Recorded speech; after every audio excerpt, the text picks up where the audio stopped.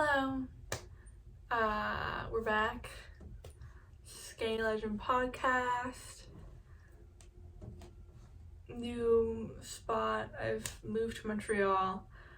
I'm gonna hopefully be here. We'll be in this apartment until like March. So this is the podcast studio. How exciting.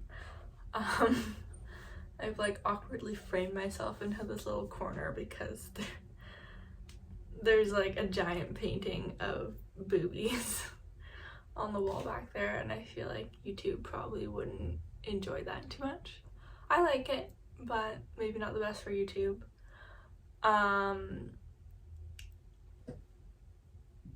Yeah, I don't know. I'm subletting this place. Like, none of this is my art. It's just what was here. So we're making do with what we're making do with. But welcome back, or hello if you're new. Can't believe I said that. That's what the podcast girlies say, so I guess that's what I say. I'm Anna. I'm 27. Does anyone know their age anymore? COVID, I feel like, kind of screwed that up, but I'm 27. And I knit and I ramble about it online to my handful of very much appreciated viewers. So yeah, I guess we'll get into it, starting with what I'm wearing. So I showed this last time, my shell top with now the matching ranunculus on top. It feels a little bit outrageous. It's a double cashmere outfit, but looking at myself, I think I really like it. Like, I'm happy it's warm, but not too warm. Like, this is one of those classic Montreal apartments where you don't pay for heating because the heat is controlled by the building, but it's goddamn hot. Because it's not so cold outside, but I feel like they didn't turn the heating down, so now it's super hot. So it's like winter, and I'm walking around the house in like shorts and a tank top, which doesn't really make sense, but that's just how things are here, and I guess you just get used to it. But yeah, so that's what I'm wearing. I'm wearing socks, that's how hot it is, and I guess we'll just get straight into the things I've finished. And I'm very excited about this because I finished sweater number 15 and I'm ready to talk about it. So it's a Christmas gift for my lovely boyfriend, but I've given it to him already. So it's an early Christmas gift, but I didn't see the point in like holding on to it until Christmas when I finished it, and like we lived together, so he saw me finish it. But we had some like fit issues to begin with. I don't know, I'm like really struggling with getting items to fit, and I do a gauge swatch, but I don't know, I feel like even though I block my gauge swatch, like obviously when things are a full garment and like they have the full weight of the garment, they hang very differently on the body, and you can't really replicate that with a swatch. So if anyone has any tips on that, I'd love to know. But basically I'd finished the entire thing and it was just way too big. Like, this is technically a women's sweater pattern, which might play into it, but you know, my boyfriend is very like, he's pretty broad in the shoulders, but then like teeny tiny itty bitty in the waist, so he was like swimming it in the body. So I ended up, I don't know if you can really tell, but like I'm like frogging. It's hard to hold up, it's so giant, but I frogged basically until just under the armpit of the body, and then completely reknit it with some like pretty aggressive tapers that I'll show you in a bit. But I'm happy with how it turned out. He's happy with how it turned out. It fits well. We'll see if I can get him to do a try-on clip. He probably would. He's very supportive. But yeah, this is knit in 2 strands of drops flora, which I think I discussed a while ago why I did that. I don't want to talk about it. This thing was doomed from the beginning, but that's fine. Yeah, I think I ended up knitting him the size medium, but he probably was more of like a small to extra small. Although then I wonder if it would have fit in the shoulders. I don't know.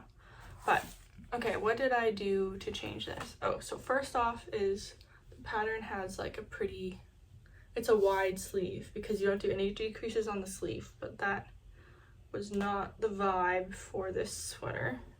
So,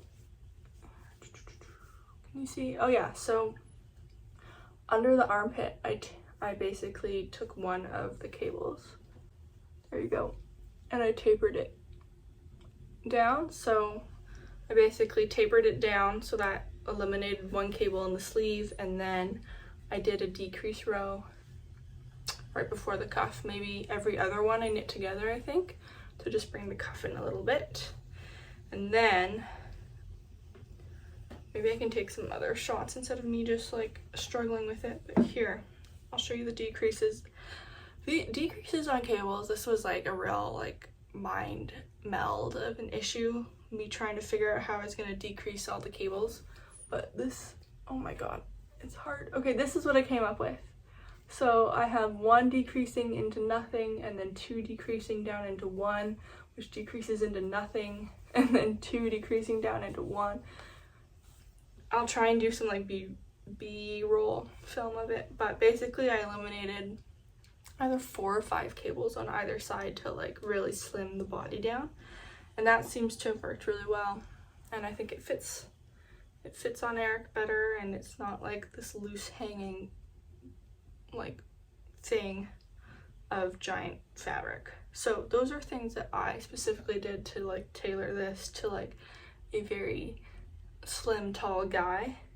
But there's a couple other things that I did that I feel like everyone should do, which was when I picked up the stitches under the arm to do the sleeve. So I guess I would have picked it up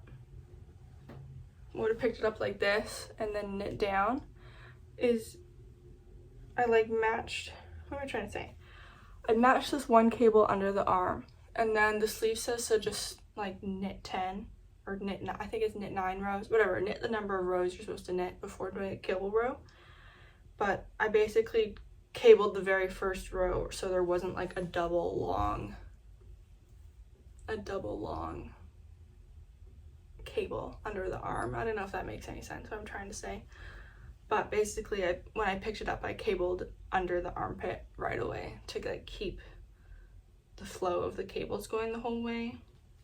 I also feel like when you start things like here, and like even on the shoulders, I don't know, I feel like you should not do the full number of knit rows before doing the twist, because here's one this way on the back. But see, like, I hate how this looks here, because obviously on like a proper cable, like in the body, you have the twist at the top and the twist at the bottom, and that kind of clinches in both sides.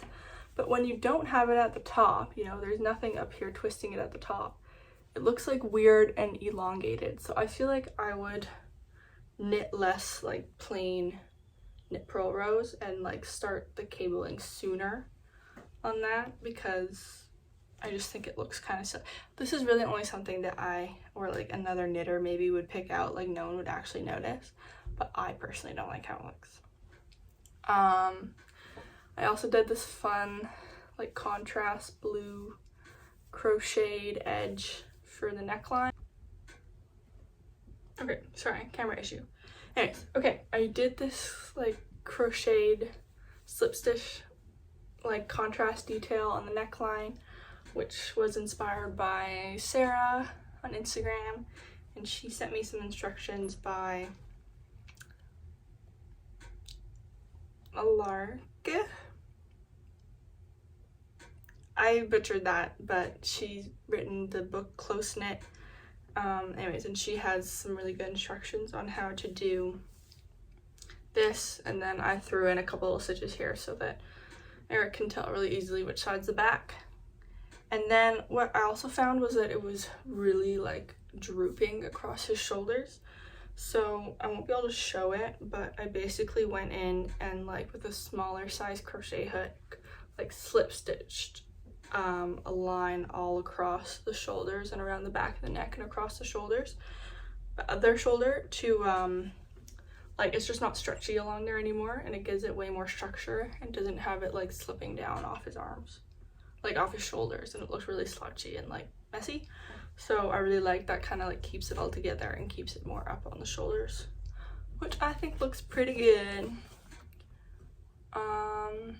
But yeah, that is my, okay, this is by My Favorite Things Knitwear. I'm like sure I put it in the card, but sweater number 15, complete. I actually kind of want one of these for myself, but I'm not doing any more of this for a good long while after I left something over there. Whatever, after I completely frogged. I frogged like 6 or 7 twists worth on the body and completely reknit them. So it's a labor of love, I guess. And oh, and then I give it to him and he loves it, and he's wearing it all the place, and he spills an entire like melted candle of wax on the sleeve. I actually couldn't even show it to you because he did a really good job of getting it out. But I was like,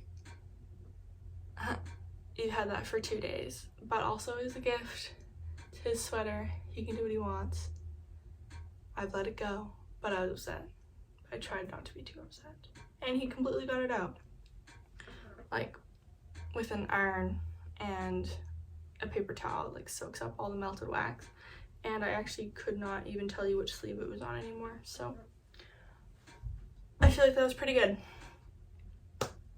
Sweater number 15. Done.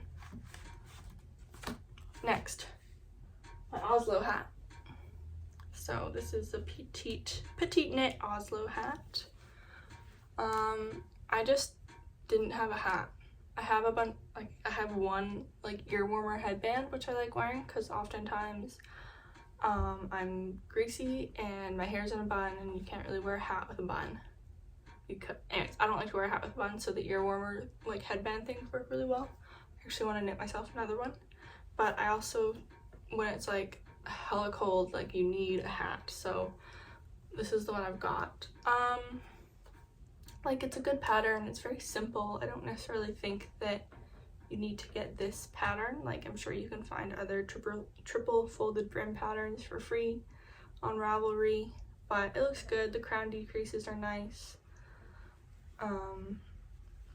I do like how you basically knit and stockinette and then you switch and go the other way, so that's where you get this like random purl row from, and then you knit and stockinette up, and then you fold the brim up and sew it down, and then you fold it again. So it's nice that it's triple folded over the ears. I'm sure it'll be very warm when I need it to be. This was knit in 1 strand of Drops Air, and it took me just like 1 1/4 to 1 1/3 balls, which is pretty good, especially when it was on super sale. Like I got it for like $5 or $6 a skein, so it was like a $10 hat, which I think is pretty great. I was hoping it was going to be a bit more yellow. It's kind of like a weird muted sunshine yellow, which is not my favorite, but I also don't hate it as much as I thought I was going to. I'm not going to put it on right now because I have like my hair half up, but I'll do a clip. And I don't know if I like, love it against my skin tone, so I'm just thinking maybe I'd try and dye it, but also maybe that's a terrible idea. But yeah, I don't know, I like it. Oslo Hat. I feel like everyone knits these and forget, like they look good. It's a good reason, but I do think you could find a similar pattern for free. Okay, I left the other sock over there. I'm not gonna get up to get in. So the last thing I finished was my Lotte Socks by Emily Joy Rickards from 52 Weeks of Socks. This is my latest installment in my 52 Weeks of Socks knitting. I knit this in Drops Nord, in Blush maybe, or Rose, something like that. And then these are just some scraps that I found in my sock knitting bag. I don't have a ton to say on this one because I just really like it. I think I had finished one in my last podcast. I finished the second. Okay, I will get them.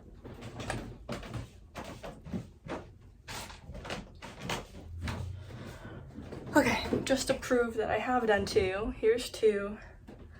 I actually screwed up on one of them. Let me find it if I can. Yeah, I screwed the lace pattern up on one of them and did, it's here, 2 of the middle bumps in a row by accident, but whatever. I had like realized way too late, and you can barely tell. I know it's there obviously, and I just, now you know it's there, but no one in my actual life knows it's there, and they're on my feet, so who cares? Not I. Yeah, they're done. I like them. I did a photo shoot as per usual, recreating the photo from the book, and this time I was the feet. Normally I make these socks for my boyfriend, and then he poses for them. Okay, the heating's on, and I'm really worried it's gonna be loud. I'll pause. Okay, it stopped. It really pinging maybe, but it was hissing and doing weird things, so I waited it out. Not that it needs to be on right now because mine is sweltering. But I think I said Lotte Socks, love them, wear them all the time. Highly recommend, 10 out of 10, blah, blah, blah, blah. Next. I think that was the last time I finished things. Because I actually filmed a podcast on it recently, but I was in the mood to film another one. So here we are. Yeah. Okay, next is one of my class like half-finished objects where I've done one sock. So to me it feels finished, but also it's not a pair. So is it really finished? I don't know. But these are my mood socks that I've taken the pattern from Spectile Strict, another Scandinavian designer, and they do a sweater and like a couple hats with this motif on it, and I've just made it into a sock pattern. So I actually screwed this up a bunch, but I think it looks good from like here, but when you look at it too close, like one of these should be upside, like the right side up, you know? And then also if I get in really close, like this happy face, see how there's like 2 stitches in the end of the smile? Like I only put 1 there, and the same, oops, on this guy. Because I guess I was getting too excited and forgot to repeat that row. Basically, I screwed it up. But I feel like from afar you can't tell. And frogging color work is the worst. And I frogged this so many times because like these are scrap socks. Like I'm using all my scraps for these. Like this is my kind of scrappy sock, you know? But with color work you need good like contrast between the 2 colors. So like I would get a couple rows in with a color and find that you couldn't see it against the other color because I had low contrast, and then I'd have to frog it. Ugh, anyways, a labor of love, I guess, but whatever. Happy with them. And for the first time ever, I did an afterthought heel on this one, which is kind of cool. I've never done one before. Obviously this kind of sock needs a short row heel, and I feel like I've discussed that I no longer like short row heels because I feel like they don't fit. So this time I did an afterthought heel, and if you can kind of tell, it's like a weird shape because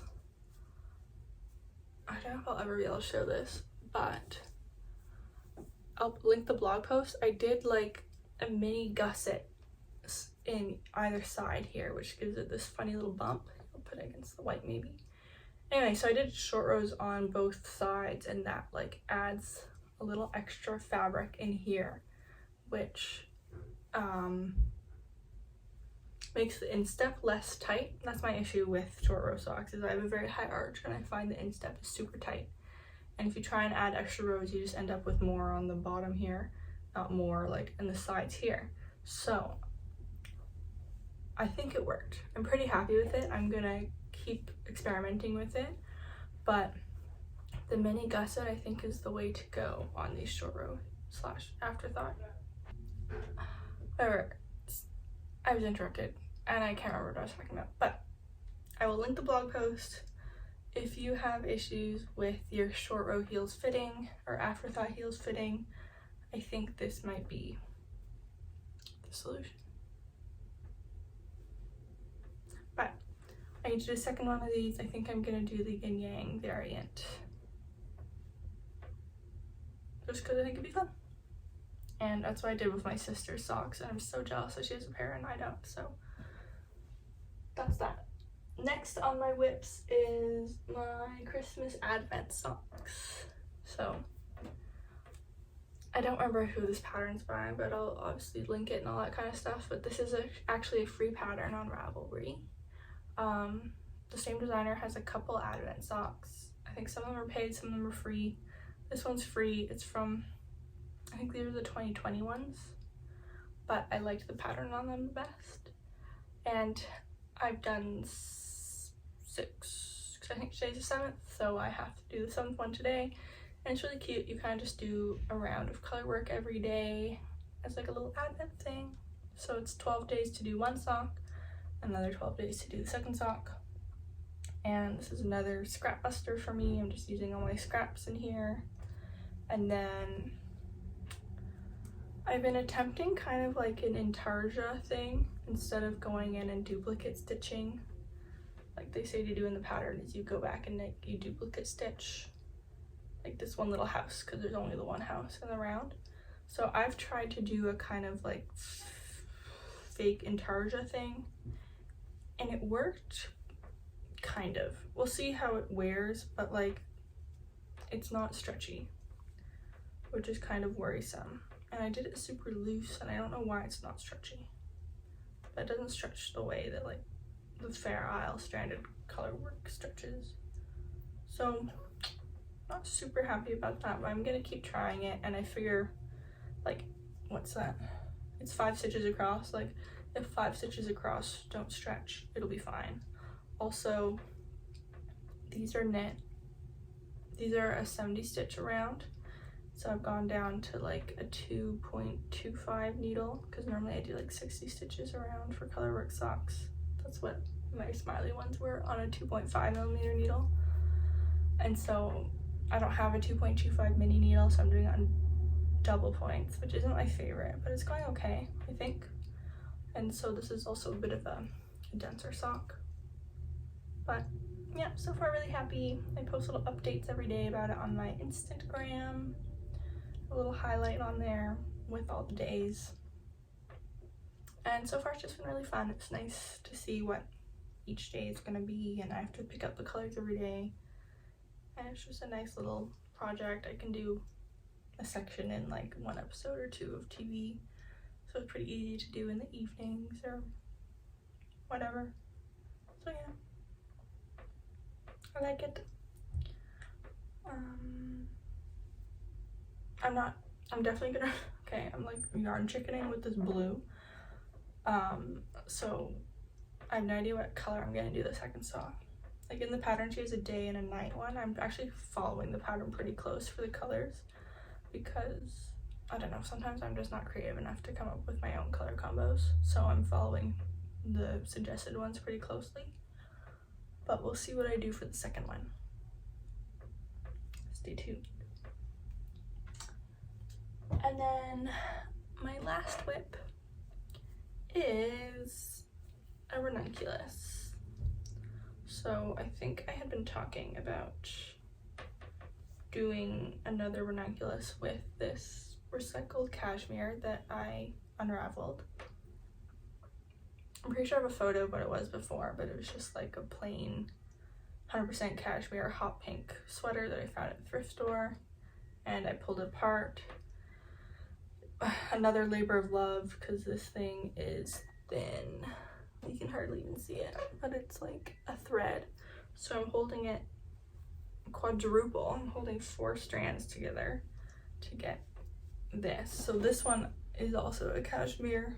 And this one I held 2 strands together, and so I'm doing 4 for this one, and I'm hopefully gonna make it long sleeve, depending on how much yarn I have left.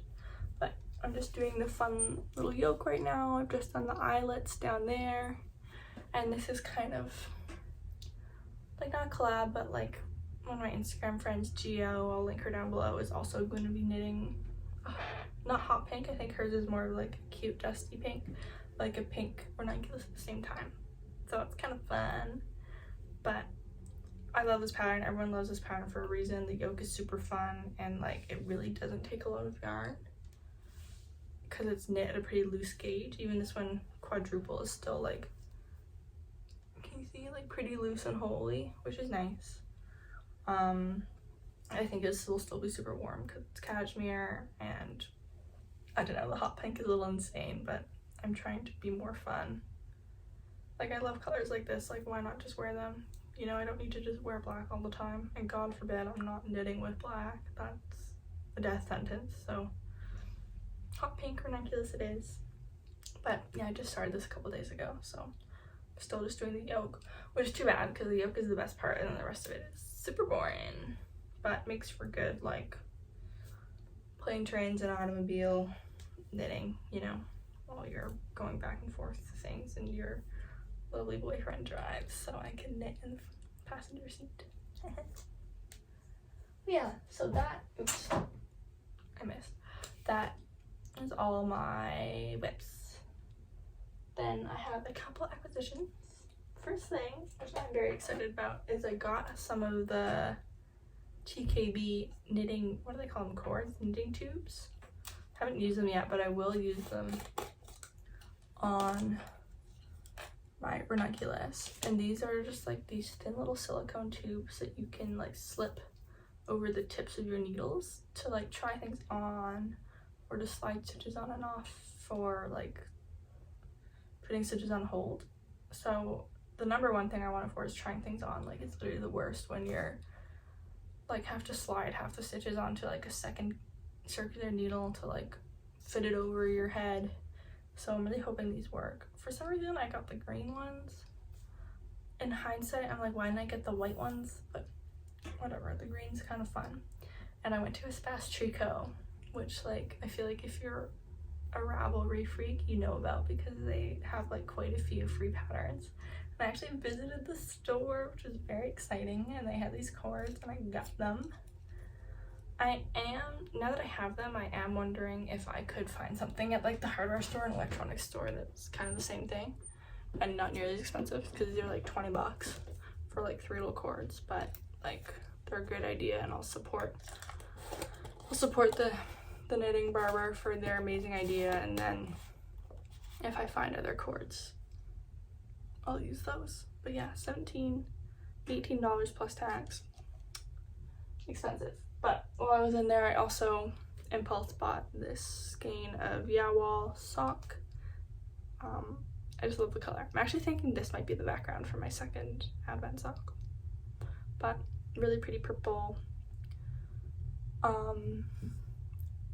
They don't like the Weeooo. Am I crazy? Anyways, this didn't come with I want to call it a belly band. Is it called a belly band? That feels wrong, but it didn't come with like a band, so I can't tell you the color, but I know it's Weeooo who's in that section. I didn't need this, but I bought it anyway. And then similarly, I will insert a photo of what this was, but can you see? It's like a green black mix, but this is another thrifted sweater that I got. It's a Wilfred, like Aritzia sweater, 100% merino, so I couldn't pass it up. I'm like pretty sure maybe it was lightly shrunk, and that's why I was at the thrift store. Okay, in my opinion, no hate to anyone who likes it, it was originally a pretty ugly sweater, so maybe that's why I was at the thrift store. But I like hemmed and hawed, being like, is it felted, is it not felted? I've decided it's not felted fully. Well, I decided in the store it wasn't fully felted, so I took it home. It might be a little felted, enough to have shrunk it so it didn't fit the original owner, and it is a bit more annoying to unravel than sweaters I've had in the past, but so far so good. It's knit in this weird like mossy stitch that seems to have a lot of like quite a lot of yardage to it. The other issue is it was like pretty dirty. One second.